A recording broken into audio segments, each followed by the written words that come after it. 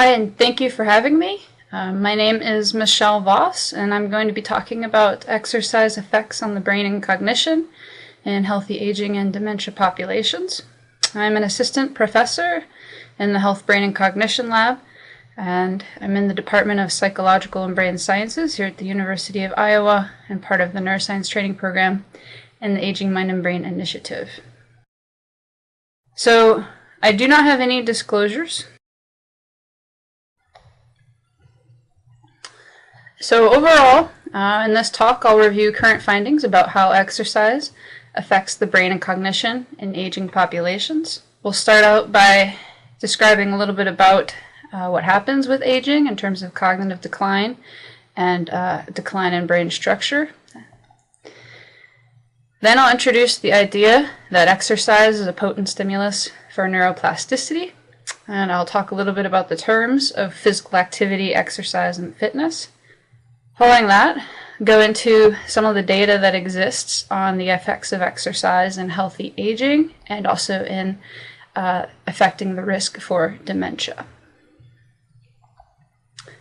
So to start out with, this is a common slide that people like to present, which nicely summarizes some of the cognitive decline that occurs for most people as they get older.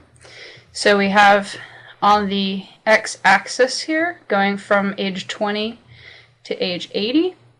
And then here we have a normative score of performance on different cognitive abilities. And again, this is depicting the idea that most people experience some cognitive decline in a number of abilities as they get older. And this is just a subset of abilities that are commonly measured in a laboratory. This would be, for example, speed of processing, the ability to quickly and accurately respond to stimuli in the environment, and we measure that often on a computer screen, but this could also be a pedestrian walking across the street. Working memory, the ability to hold multiple items in your head at once. If I asked you to calculate a 15% tip on a bill that was $31.50 and do that quickly, you have to keep multiple things in your head at once and work on them. And that would be the idea of working memory that we measure in the lab.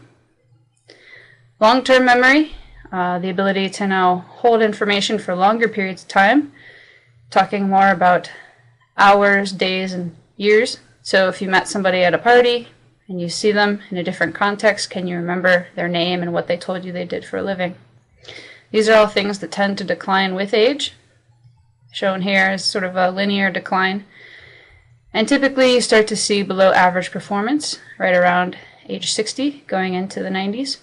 Something that stays relatively stable are things like world knowledge, often measured with vocabulary tests. Now, that was the more depressing part of the story, but the more optimistic part of normal cognitive aging is the fact that there is a lot of variability in individual differences. So progressive age-related cognitive decline is not necessarily inevitable to such a great extent. So this is an example of speed of processing, one of the cognitive abilities we saw on the previous slide. And now this is showing you individuals and the correlation of chronological age and performance. Again, individuals from age 20 to 80. And you can see while there's a negative correlation, the older people are, the worse they tend to do, the slower they are. There's a lot of variability, and some older adults are very similar to 20-year-olds. Okay? But other older adults experience what we would anticipate to be more decline. Even though we don't have data from this person at age 20, we would anticipate that they started somewhere over here. So there's a lot of variability. Everyone does not experience cognitive aging in the same way. And we can see this from longitudinal data as well. This is again perceptual speed, and they actually use very similar measures in these studies. This is from a very large study that followed people over about 5 years. And again, they're measuring performance on the y-axis. And now we have age from about 65 to 95. And the lines now represent a given person that has been followed. Again, about 5 years in the sample, but the number of follow-ups for each person varied. And what you want to be able to pick out here is that there is, again, variability. Some people maintain their performance, relatively stable. Other people decline a little bit. Other people show a much more marked decline. So we have cross-sectional data and we have longitudinal data, both supporting the idea that there's variability across individuals and the extent to which they experience cognitive decline. Now, one important thing that we need to think about when we're thinking about things like cognitive impairment and dementia is the idea of, well, what amount of decline is something we should worry about in terms of predicting dementia or predicting decline that is more than normal. So you might look at this type of decline and ask yourself, well, is that something we should be worried about? Has this person now developed dementia? And this is where terms like mild cognitive impairment become important for helping us operationalize what it means to start to have cognitive decline that's greater than expected or greater than what we would expect to be in the normal range for someone's age and education. And the definition of mild cognitive impairment has evolved in different ways, but has also stayed stable in other ways. These are core characteristics of what we can think about in terms of how we think about what mild cognitive impairment is. And they reflect the idea that MCI is a syndrome defined as subjective or objective decline in cognitive function that's greater than expected for someone's age and education.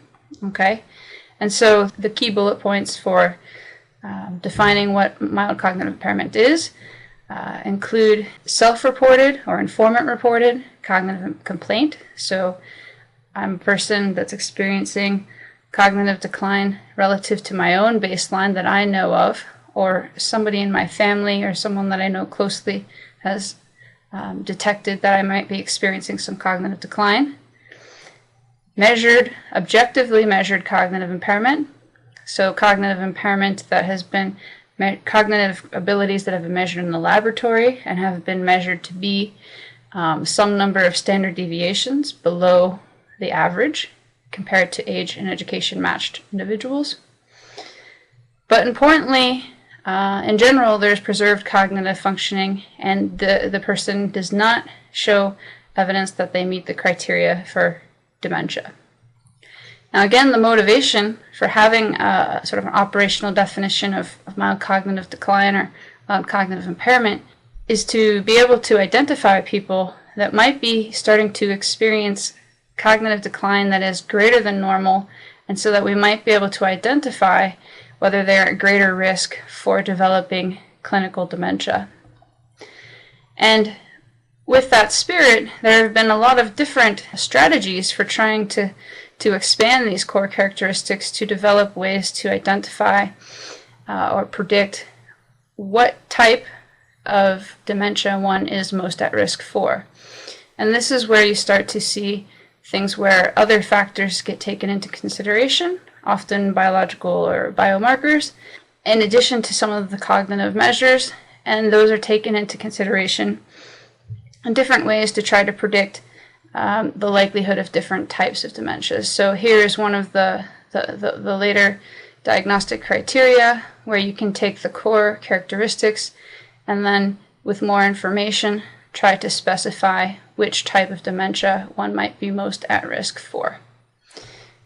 Again, the goal for having an operational definition of what mild cognitive impairment looks like is to identify those that are at the highest risk for developing dementia, and with that early detection, we would be able to identify individuals that should benefit most or should benefit from treatment to prevent converting into dementia.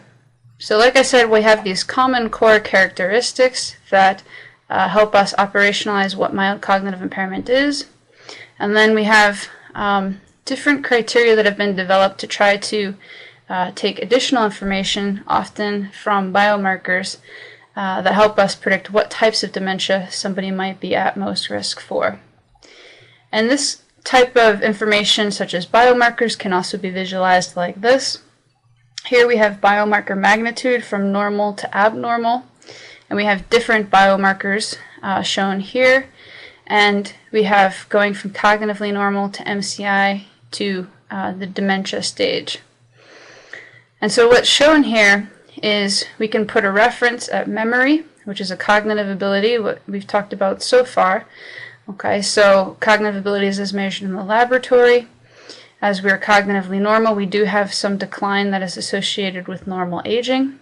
But then when we have decline that starts to reach more and more abnormal levels, we start to say that this decline is in the range of mild cognitive impairment. So beyond what we would say is normal for someone's age and gender and education. Okay, so then once that decline becomes more and more abnormal, they have reached more of a clinical stage of dementia. But what can we look earlier on? And here we have other things like brain structure, which can be measured by MRI. So this is an example MRI image, and one region that has become has gotten a lot of attention as part of this curve, and whether brain structure can help us predict who is most at risk for mild cognitive impairment and dementia, is the region called the hippocampus, and that's shown in green here. It's in the middle of the brain. If you put your fingers on your ears and then you kept moving them towards each other until they touched, they would meet at the hippocampus. Okay, so it's a region thought to be very important for the formation of new memories, and the shrinkage of this region over time is thought to be a predictor of one's risk for mild cognitive impairment and dementia, particularly for dementia of Alzheimer's type. Now, earlier on, there are other ways that we might be able to get access to biomarkers that help us predict whether someone's at risk for MCI and dementia. The difference between these, so this is tau and amyloid burden. These can be measured with CSF, getting CSF samples from the spine, or they can be measured with other more invasive imaging techniques. And so MRI has a little bit of an advantage in that it is a little bit less invasive than some of these other techniques to measure these other biomarkers. And most of the evidence that I'll be talking about in terms of the protective nature of exercise and physical activity actually does use MRI as a measure of brain structure and function. So here we have, again, this is a hypothetical picture of what some of these biomarkers might look like as one progresses from cognitively normal to MCI to dementia.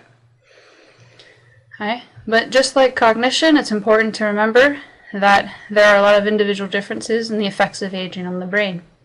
So if we look at these MRI images again, this is another type of way to look at an MRI. Okay, so this is a side view of the brain. This is another side view, and this is if you were looking from the top of your head down onto the brain. And you might ask yourself, can you tell which ones of these individuals is young, college-age adult, or which one is an older adult, say in their 60s to 80s? Now, just to orient you, the gray color on these images is gray matter, and that's where the cell bodies of neurons or brain cells are. And then the brighter part of these images is what we would call white matter, and that's the connective tissue that connects different parts of the brain. And the black areas is fluid, so cerebrospinal fluid. And typically, for example, in this image, this is where tissue used to be, but it has shrunken and it has deteriorated away. And these are called ventricles. You want to see these to be quite small, and you want to see as much tissue as you can. Okay, the larger the ventricles get, and the larger there are gaps between the tissue, the more we can likely assume that shrinkage has happened. Okay, so if we're looking at these three individuals, we might try to guess that this is the young adult, and this is a young adult, and this is an older adult, based on the amount of shrinkage that's happened. But if we do look and see the actual identities of these individuals, we would see that these two are in fact both older adults, and they're actually they're both the same gender and same age. There can be marked variability in the extent to which aging affects brain structure. Okay. Now, so together, the evidence that I showed you from measuring cognitive abilities in the laboratory of different peoples at different ages and looking at brain structure, there's a lot of variability in how one experiences aging, okay? Both in their cognitive function and their brain structure. And so this leads to the question, what are the factors that help us explain this variation? How do we get to be this person? Or how do we get to be that person that had just as good of speed of processing as the young adult? Okay. What are those factors? So this is a figure that summarizes some of the data in this area, looking at all of the protective factors that we might think about, or some of the, at least a subset of the protective factors that we could think about in regards to successful aging. So this can range all the way from the basics of our genetics to the healthiness of our heart, the healthiness of our brain, and then our social environment, and then our perceptions and our thoughts. Along this dimension, we have different things that can either pull us towards more successful aging, such as a protective genetic profile. We might have protective lifestyle habits that help enhance heart health. And similarly, we might have protective lifestyle habits that increase the plasticity of the brain and the healthiness of the brain as we get older. And importantly, these two aspects might be linked. And indeed, there's a lot of evidence to show that a healthy heart is related to a healthy brain.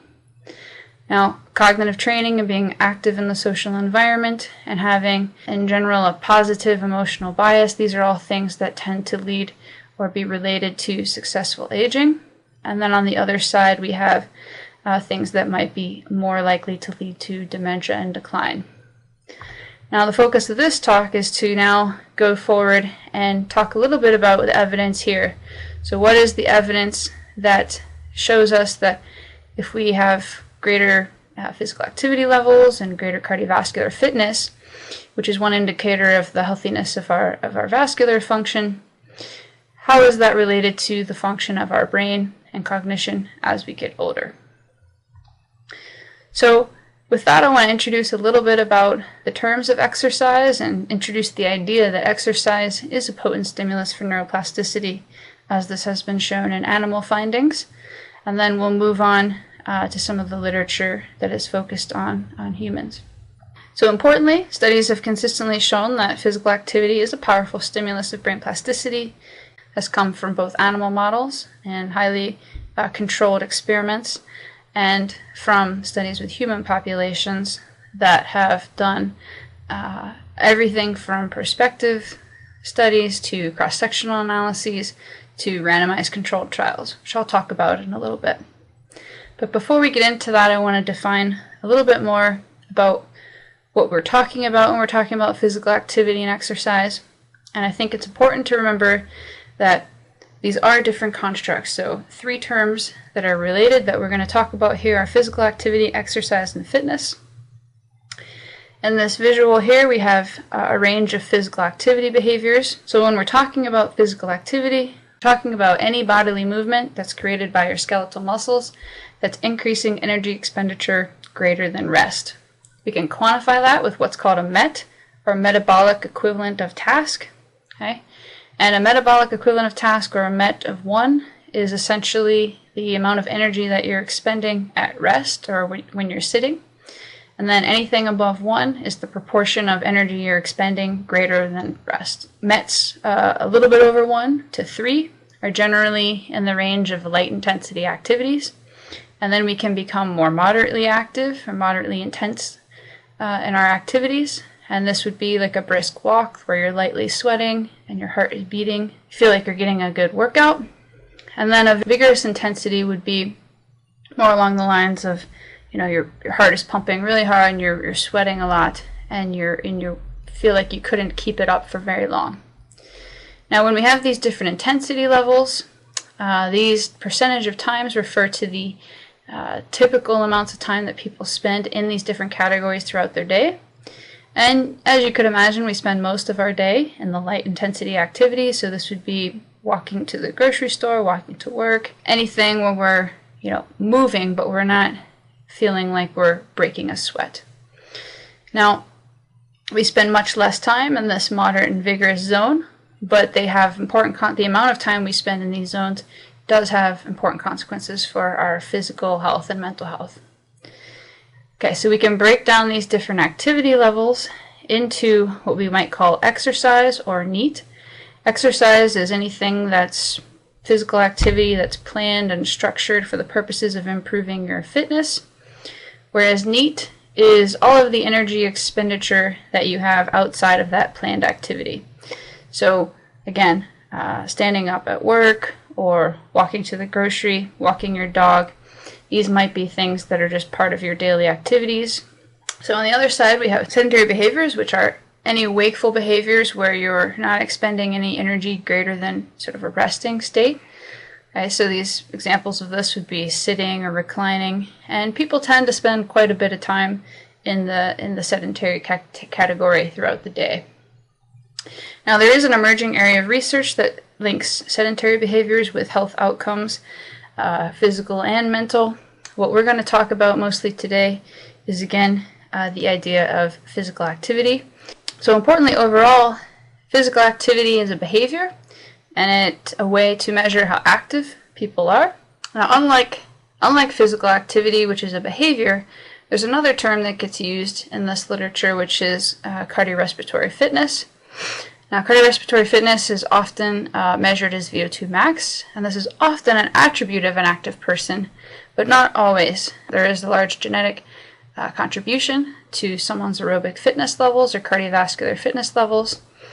And what this measures is it measures basically the amount of oxygen someone can take in and use to create energy. So you can measure it with a setup like this when somebody is walking on a treadmill and they're hooked up to a mask that's taking in samples of air, and it's basically able to measure the amount of oxygen that's getting taken in and what's the composition of the air that's getting breathed out. And with that, and with increasing the intensity of the exercise until someone can go no longer, you can start to get a sense at which point the body can no longer create more energy. Okay, so the important take-home point here is that cardiorespiratory fitness is a physiological attribute of our ability to do physical work with our aerobic system, whereas physical activity is a behavior, and it represents how much we are active more and not sitting as much during the day. So this leads us to talking about how to apply these concepts when we're thinking about how physical activity behavior or fitness that we could achieve through activity levels are related to protection of the aging mind and brain. Now, I'll start out with just some of the animal work that has started to show some of the real basic molecular components of how we think exercise is protective.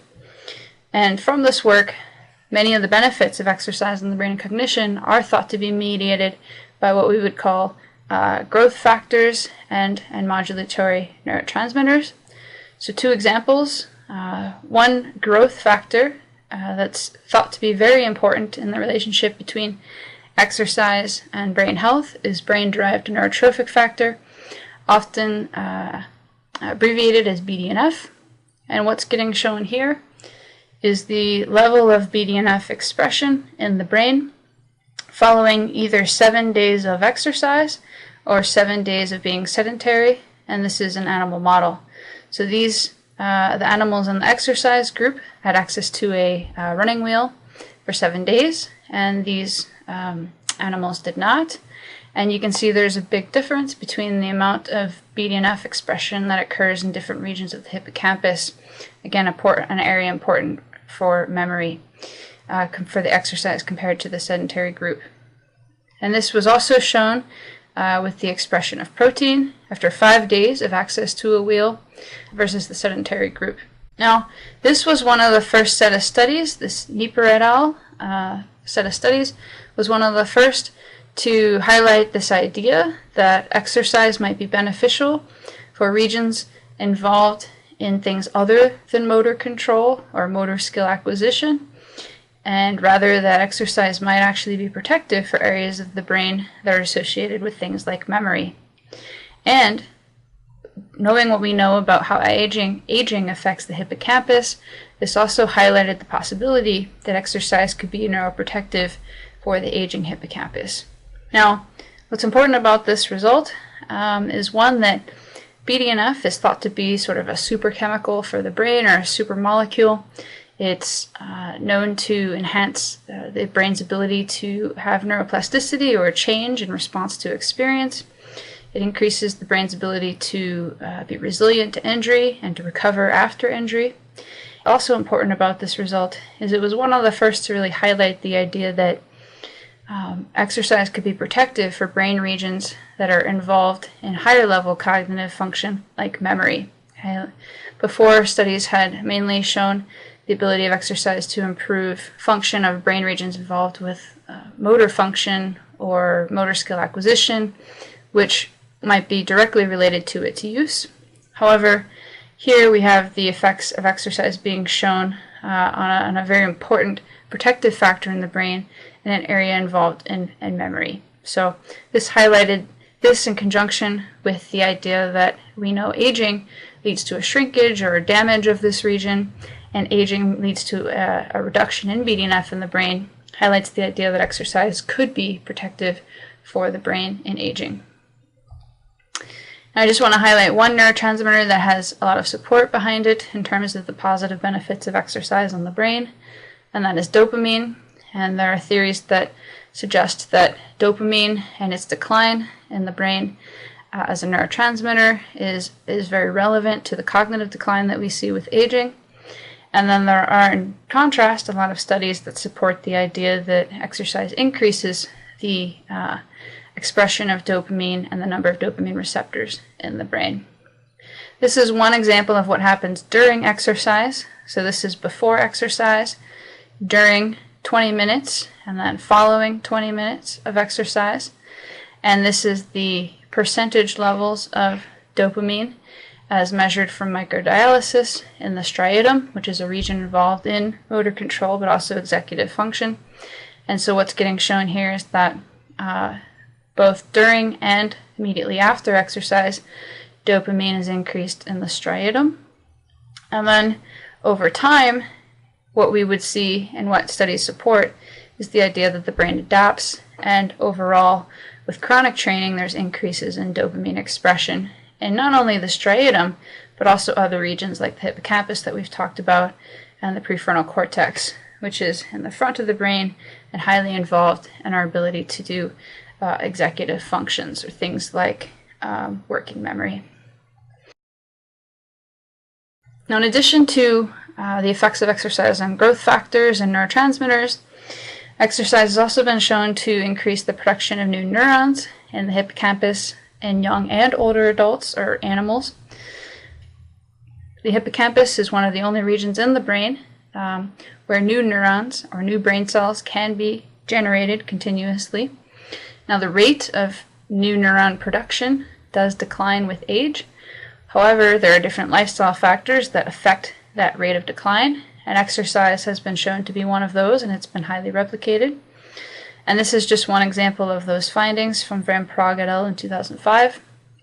This is young sedentary runners compared to young runners, and this is the number of new neurons after 45 days of access to a running wheel. And you can see that the runners have increased neurogenesis, or the production of new neurons, in the hippocampus. And they also looked at this in older animals, and while the increase compared to sedentary was reduced, there was still a reliable increase in the older runners in the rate of neurogenesis. This is evidence that while the rate of neurogenesis declines with age, exercise is a protective factor that might help keep the rate of neurogenesis as high as it could be for any given age. So a lot of what I've reviewed so far has been with animal models in terms of how we know that exercise could be protective for the brain as we get older. Now I'm going to move to some of the work that has been done with humans in this area to see how exercise might affect cognition on the brain in both healthy aging and dementia populations. So what we're seeing here is a meta-analysis by Kolkom and Kramer done in 2003. And the goal here was to look at and compare the magnitude of improvements in cognitive performance for those older adults that were trained with aerobic exercise or resistance exercise or some combination of the two in comparison to an active control. And the active control would often take the form of light stretching or some sort of social interaction that helps control for the fact that people are becoming more engaged with a study and getting more attention through the context of a study. And so we know that the effects are just not from getting more attention, social and social interaction, but they're actually from the exercise training. And so what's important here is that the improvements seen from exercise training are broad, so they cross different cognitive abilities, so executive, controlled, spatial, and speed of processing, but also that the effects tend to be the largest in executive function. Now, executive function includes working memory, which we've talked about, and also includes things like task switching, switching back and forth between different tasks, and inhibition. So it's also something that, just like as we talked about with working memory, tends to decline with age. So a take-home message of this meta-analysis was the idea that there seems to be broad benefits for exercise training, and they tend to be strong in areas of cognitive abilities that tend to show decline with aging. In terms of the mechanisms for how these effects might occur, a lot of studies have tried to use MRI to look at both brain structure and function to understand the links between physical activity and fitness, and how the brain is actually able to perform better following exposure either to activity or for those that have greater fitness levels. And one thing that has been replicated several times over is the idea that exercise seems to have a positive effect on the prefrontal cortex. And this is one example of activation studies. So here we have studies that have tried to have people perform a cognitive task that demands executive functions in the context of an MRI scanner. And then we look to see which brain regions are involved in performing those cognitive processes, and then whether there's any variation across people in how different brain regions are used or how much they're used, and whether that helps us understand how they're performing better.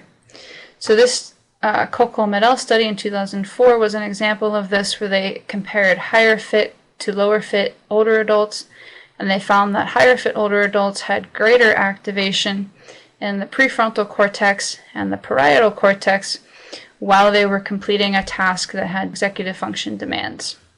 So the implication of findings like this is the idea that older adults that have greater fitness levels are better able to utilize resources in the prefrontal and parietal cortices to efficiently perform tasks of executive function. Now, studies have also looked at brain volume, and there's a number of studies that have shown either associations or changes in brain volume as associated with physical activity or fitness. So this is an example from the Weinstein et al. Study, and the regions in red are those where individuals with greater cardiorespiratory fitness had greater gray matter volume in the prefrontal cortex. And this is another example of a finding like that, and this is the Gordon et al. Study in 2008. And the regions in orange here are those that had are regions that were greater in gray matter volume for those with higher fitness levels, those older adults. And again, these are both findings that have shown these results after covariating out age and education and gender. And then finally, this is an example of results where they're looking at increases or changes in brain volume as a function of exercise training. And here we have areas in blue are gray matter areas that showed increases in brain volume as a function of exercise training. In this case, exercise training was walking 3 times a week for 6 months. And the area in orange or yellow here is an area of white matter, again the connective tissue in the brain, that showed increased volume following 6 months of training for a walking group compared to a stretching and toning group.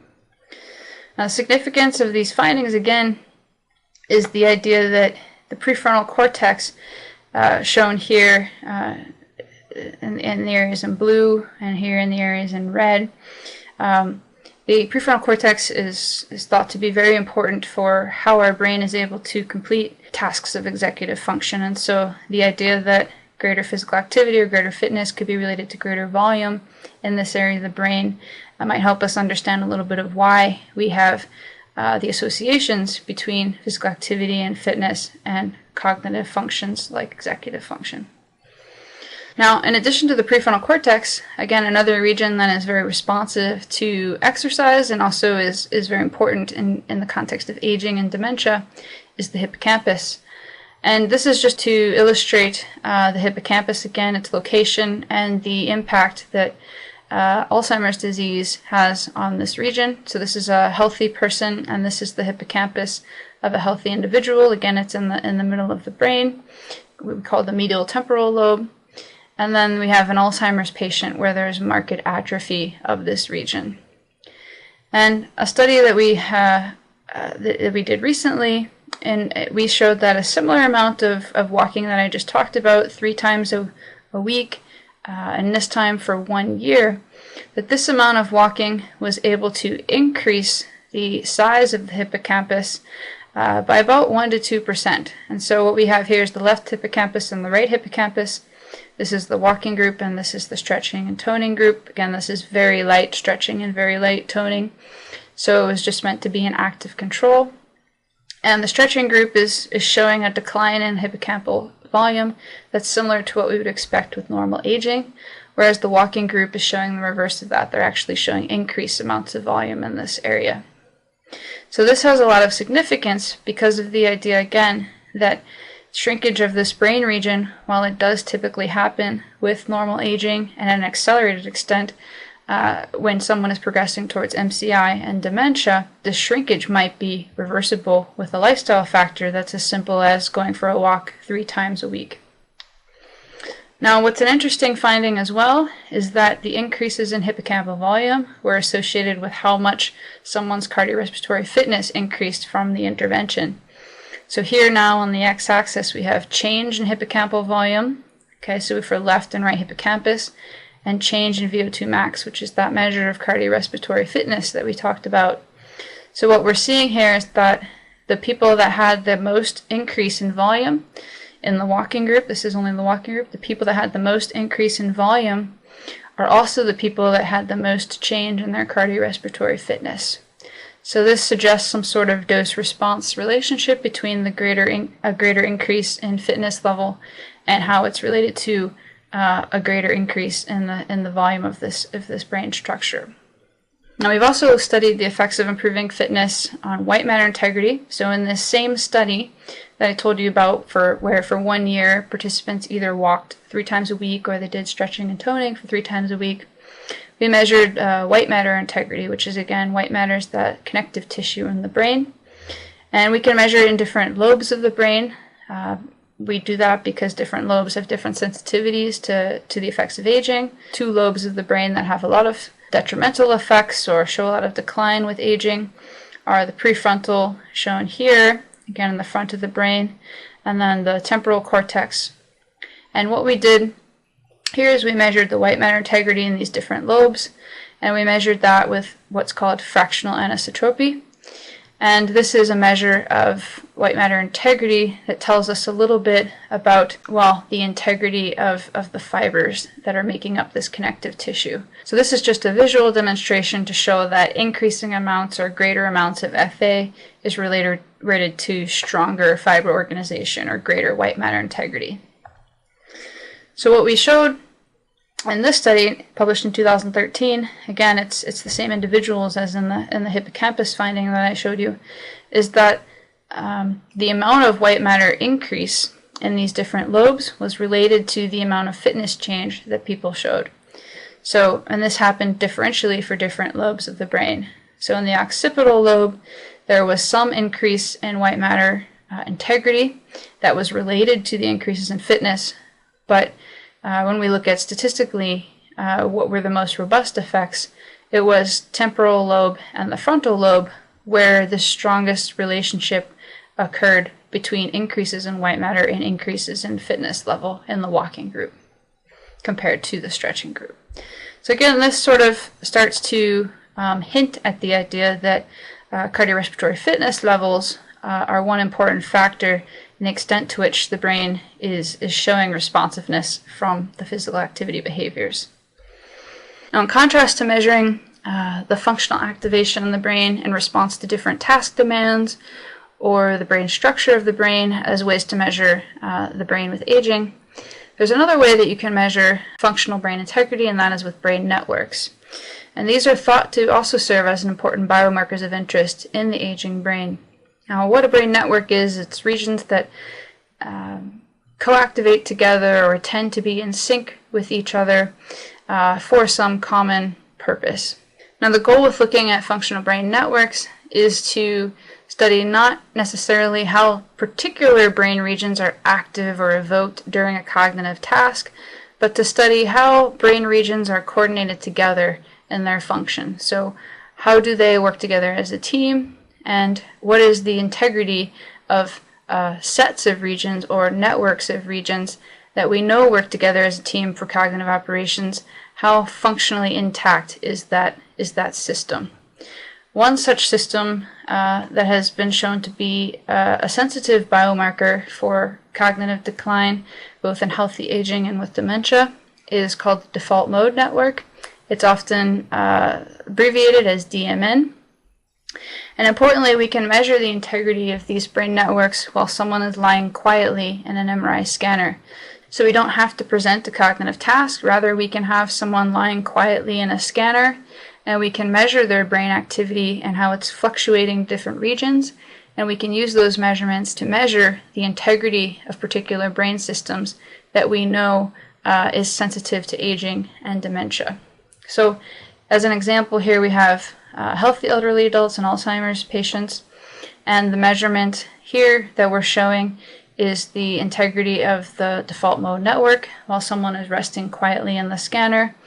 And what you want to be noticing here is that in healthy elderly adults, this network includes aspects of the prefrontal cortex, the parietal cortex, the medial parietal cortex, the lateral parietal, and then we have the hippocampus shown here, and then the lateral temporal cortex shown over here. And then with Alzheimer's disease, we have a marked reduction in the amount of contribution or the involvement of the hippocampus and the prefrontal cortex in this network.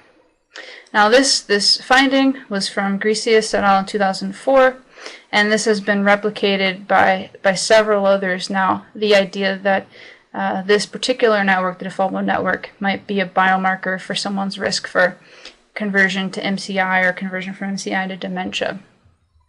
And importantly, a lot of these studies have started to control for the atrophy that happens in these brain regions. Now, to just give a little bit of a visual depiction of what we're measuring when we're talking about functional connectivity, I wanted to show this slide. So here again, functional synchrony of brain networks, as measured with fMRI, is often measured as just the correlation between the activity of different brain regions. And so we have this region in green and this region in orange, and we're looking at the bold signal, which is our measure of brain activity in these regions using fMRI. If we look at that activity over time in these two regions, we see that they're highly synchronous, they're highly correlated with each other.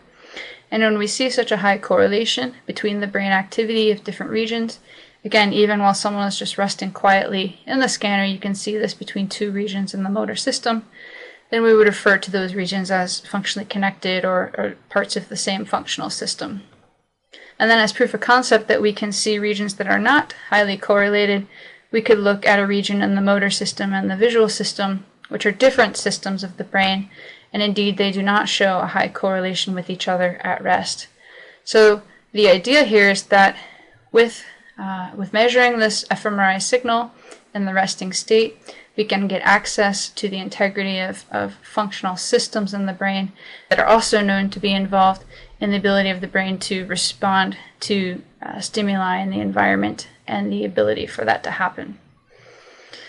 So we can again extend that same concept to say that if we say that a high correlation between two regions in the same system means that that system has high functional integrity, then we can look at individual variation as a function of age or clinical status and the extent to which different regions in a system that we know should be integrated, the extent to which individuals of different age or fitness levels have greater correlation between regions in the same network.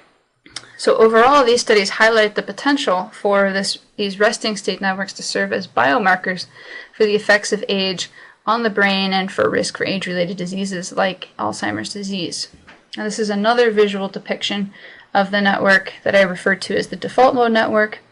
Again, you can see it includes the lateral parietal, lateral temporal, the medial parietal, sort of medial prefrontal, and dorsal prefrontal, and the hippocampal areas. And largely these regions have been involved or thought to be involved with memory and self-referential thought. And it turns out that the integrity of the synchrony of these regions also predicts likelihood of cognitive decline and progression towards MCI and dementia. Another network that has been implicated in cognitive decline with aging and risk for different dementias is what we would call the salience network. Now, this network includes aspects, again, of the dorsolateral prefrontal cortex, the parietal and temporal cortex, the dorsolateral prefrontal cortex, the insula, so the anterior insula region here, the parietal and temporal areas here, and this dorsal anterior cingulate. These are core regions of the salience network. And this network has been associated with our ability to detect salient information, both either from the external environment or from internal bodily sensations. But it's also been implicated as a network that's important for sort of orchestrating how other networks interact with each other. So this is still ongoing work, but that's a little bit of a preview of how these networks are thought to be involved with cognitive operations. So again, like I said, these networks are sensitive to the effects of aging. This is the same illustration that I showed on the last slide, showing the regions that are involved in these networks.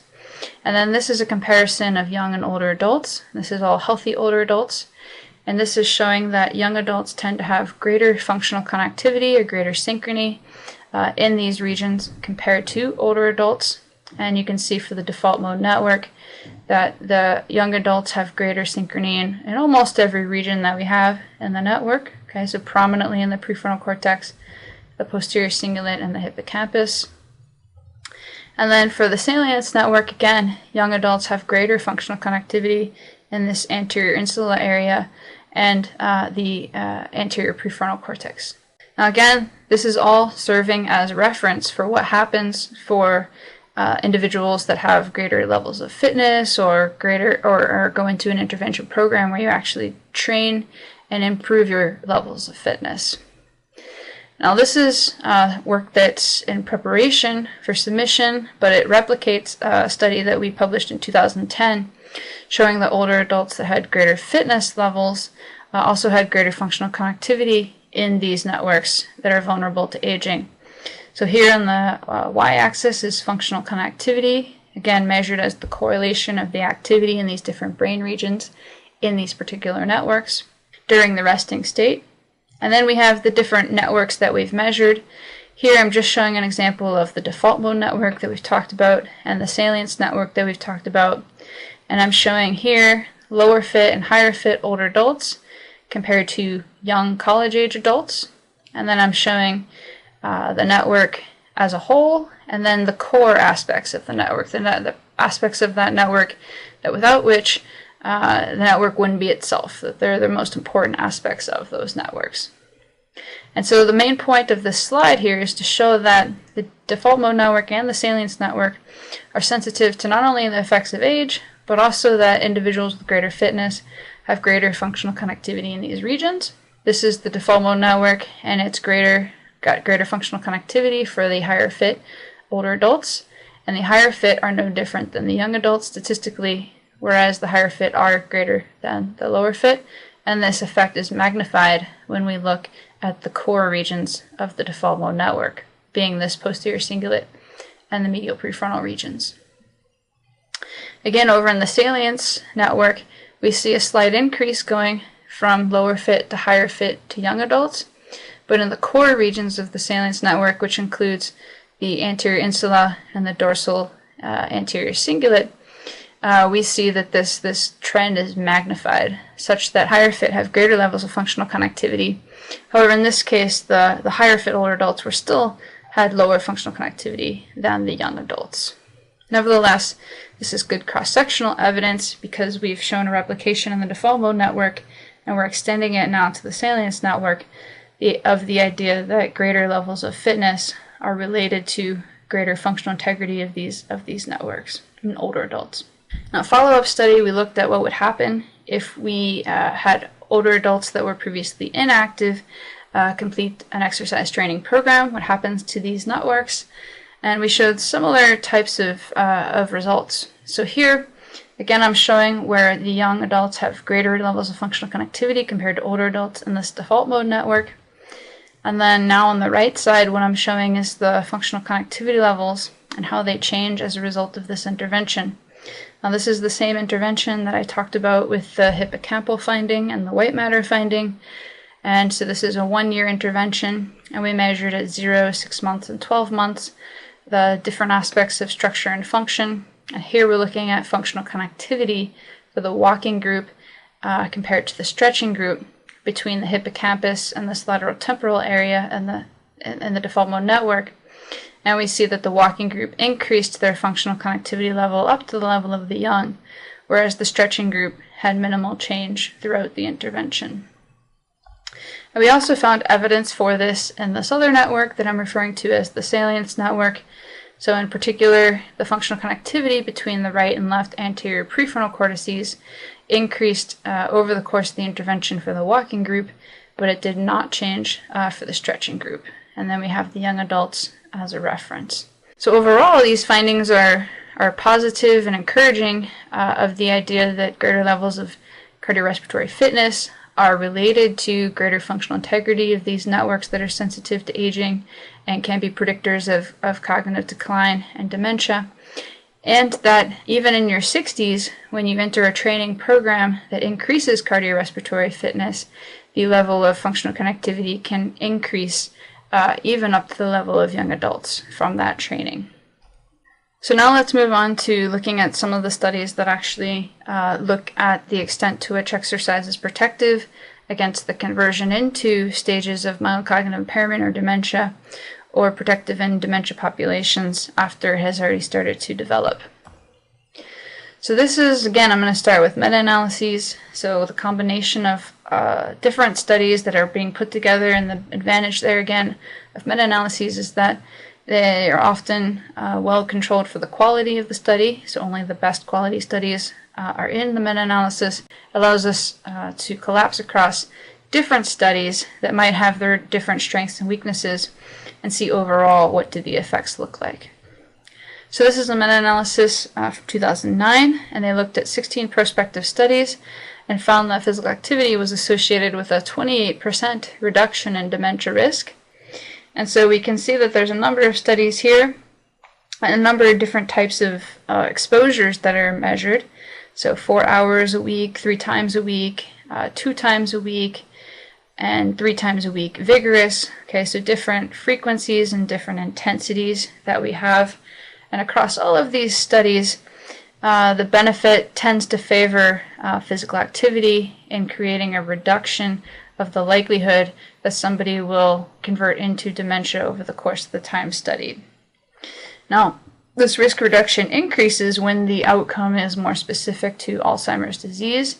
While there are less studies, we still see that overall it seems to be that even 2 times a week and 3 times a week, adding that amount of physical activity to your lifestyle can result in a significant reduction in risk for Alzheimer's disease. Now, one thing that's important is that a lot of these studies in their measurement of physical activity have used self-reported measures. So they'll ask individuals in the study how often they are active at different intensity levels, and then that will be the measure of physical activity that's used to predict risk for dementia or Alzheimer's disease. It's important then that these findings have been replicated with objective measures of physical activity as well. So this is an example of a study that objectively measured physical activity using a wrist-worn device like the Fitbit, but this is a research-grade accelerometer, and participants wore this for 10 days. They had a very large sample size, and participants were between 70 and 80 years old, and they were followed for up to 5 years. And the main result that we're highlighting here is the individual differences in risk for Alzheimer's disease based on this activity measurement, this objective measurement. Those that were the least active had about twice as much risk for dementia compared to those that were most active. Now, importantly, in this study, they did look at whether there was the possibility of reverse causation, which is the idea that the cognitive decline itself was causing differences in physical activity, but they did not see evidence for that. Now, the studies so far that we've talked about, they're measuring physical activity, which is, again, a behavior that's a lifestyle behavior. Now, something that's often a result from physical activity is greater cardiorespiratory fitness, but again, you can have higher levels of fitness just based on genetic profile as well. But nevertheless, so then this was a study that looked at specifically the predictive value of cardiorespiratory fitness and risk of death related to dementia, and they had a 17-year follow-up, and they supported the idea that greater levels of fitness was related to pretty significant reduction in one's risk for dying from different types of dementia over this follow-up period. So again, a common measure of risk is this hazard ratio, which we can think of as the odds of progressing at a slower rate compared to a reference group. So here we can think of a hazard ratio of 0.60, for example, as a 40% reduction in the risk of the event in the time measured. Then, for example, a hazard ratio of 0.86 is telling us, in this case, that every increase in MET, or every increase in cardiorespiratory fitness at baseline, this was associated with about a 14% reduction in the risk of dying from dementia over this 17-year follow-up period. So again, this supports the idea that cardiorespiratory fitness might be one physiological indicator of how much protection one is getting from the physical activity behaviors in terms of cognitive decline, age-related declines in brain structure and function, and ultimately risk for dementia. This is a meta-analytic study looking at the extent to which you can have positive outcomes from physical exercise training, even in participants that already have dementia. Okay, so is it ever too late? And the gist of their findings is that you still see positive benefits in older adults that have already developed dementia in a number of outcomes as a function of exercise training. And the cognitive outcomes, well, they tended to be quite global in this study. The effect size of the benefit of exercise training compared to control is similar to the effect sizes that I showed you earlier, seen in healthy individuals. So similar to healthy aging, people have also tried to look at measures of brain structure and function in our individuals that have mild cognitive impairment or dementia to understand how some of these benefits are occurring. And this is a study from 2009 that looked at the association between cardiorespiratory fitness and brain volume in individuals that either had early Alzheimer's disease compared to healthy older adults. And the regions in orange are those that had a positive correlation between cardiorespiratory fitness and either gray matter or white matter. So what we're seeing here is that even in early stages of Alzheimer's, similar to as in healthy aging, we have a positive correlation between cardiorespiratory fitness and gray matter and white matter volume. And this effect tends to be distributed throughout different areas of the cortex, including the prefrontal cortex and the parietal cortex and the temporal cortex. Spatially, it's more distributed in the early Alzheimer's patients, this correlation between cardiorespiratory fitness and brain volume. And then with white matter, we can see that in particular this hippocampal region, shown again in the middle temporal lobe, tends to also be sensitive to this association between cardiorespiratory fitness and brain volume. Now, an interesting follow-up analysis here, they focused in on the hippocampus and they looked at both the white matter and the gray matter, and they're showing here the hippocampal volume on the y-axis and individual differences in cardiorespiratory fitness on the x-axis. And you can see that within this range of cardiorespiratory fitness, there's a positive correlation between the level of fitness someone has and the hippocampal volume that they have. Now, what's interesting about this result is that the variation in fitness from about 20 to 40 is similar to the variation in fitness in healthy older adults. Here, this is a study from Erickson et al. 2009, showing again we've got variation, this time even from 13 all the way up to the higher 30s in VO2. So overall, very similar range if we go from 20 to 30s, and the correlation is there as well. So this is the correlation between VO2 and hippocampal volume. So in both early Alzheimer's disease as shown here and in healthy older adults, variation in this range of fitness tends to be associated with higher levels of hippocampal volume, which again is this brain region that's quite sensitive to the effects of aging and might be a sensitive predictor of conversion to MCI and Alzheimer's disease. So overall, data I've shown you today support the positive effect of physical activity and exercise on the brain and cognition in both healthy aging and dementia populations. Everything from habitual physical activity to exercise behaviors to greater fitness levels has been linked to better cognition and reduced dementia risk in older adults. And we've seen this from different meta-analyses in both healthy aging and those looking at conversion risk to dementia. So when we're thinking about how these effects might occur, MRI has been used quite often to look at the brain structure and function of individuals that have different levels of fitness or have been exposed to different levels of physical activity, either in their lifetime or through a training program. And what we've seen from that data is that brain regions and brain networks that are adversely affected by aging and predictive of dementia also show a benefit from greater levels of physical activity, exercise, and fitness. And so it's through these types of studies that we might be able to learn how the benefits of exercise and fitness occur on cognition or reduced risk of dementia. And through that, understanding the mechanism, we might be able to optimize how we apply the treatment or how we make public health recommendations for older adults that are looking to experience more successful cognitive aging. I want to thank you for your attention, and I want to thank the funding sources for a lot of this work. Much of this work was funded by the National Institutes of Health, and particularly the National Institute on Aging. And I want to thank the labs that had a major contribution to a lot of this work as well, particularly the work that I've been involved in. The Lifelong Brain and Cognition Lab, directed by Art Kramer at the Beckman Institute at the University of Illinois. The Exercise Psychology Lab, directed by Eddie McCauley at the University of Illinois.